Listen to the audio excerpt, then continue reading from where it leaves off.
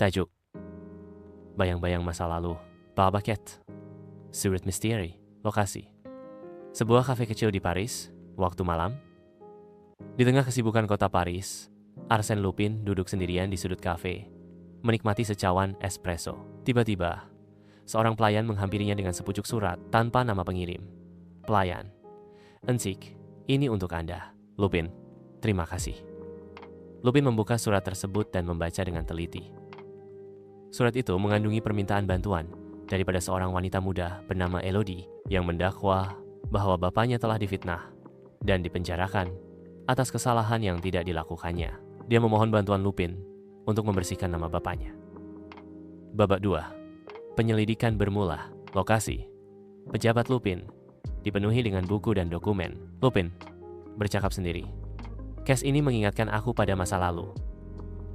Aku tidak boleh membiarkan ketidakadilan terus berlaku." Lupin mulai menyelidiki latar belakang kes tersebut, meneliti dokumen mahkamah dan bukti-bukti yang ada. Narator: dengan kepintaran dan kebijaksanaannya, Lupin menemui beberapa kejanggalan dalam perbicaraan yang menyebabkan bapaknya Elodie dipenjarakan. Babak 3. Penyusupan ke arsip polis. Lokasi: Arsip Polis Paris, waktu malam. Lupin menyamar sebagai pegawai polis dan menyusup masuk ke dalam arsip untuk mencari bukti yang boleh membebaskan bapaknya Elodie. Lupin berbisik, "Dokumen ini mungkin kunci kepada kebenaran." Dia menemui laporan asal yang telah diubah sesuai dan menyadari bahwa terdapat konspirasi yang lebih besar di sebalik kes tersebut. Babak 4. Pendedahan kebenaran. Lokasi: Mahkamah Paris, waktu siang. Dengan bukti baru di tangan, Lupin mengatur satu sidang khas untuk membentangkan kebenaran. Lupin: "Tuan-tuan dan puan-puan, bukti ini menunjukkan bahwa terdapat manipulasi dalam perbicaraan terdahulu.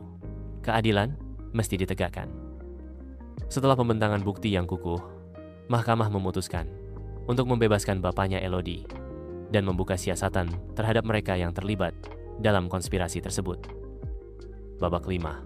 Renungan. Lokasi: kafe yang sama seperti di awal cerita. Lupin duduk kembali di tempat lamanya, merenung keluar tingkap. Lupin bermonolog. Kehidupan ini penuh dengan liku dan cabaran. Namun, selagi ada harapan dan keberanian, kebenaran akan sentiasa menemui jalannya.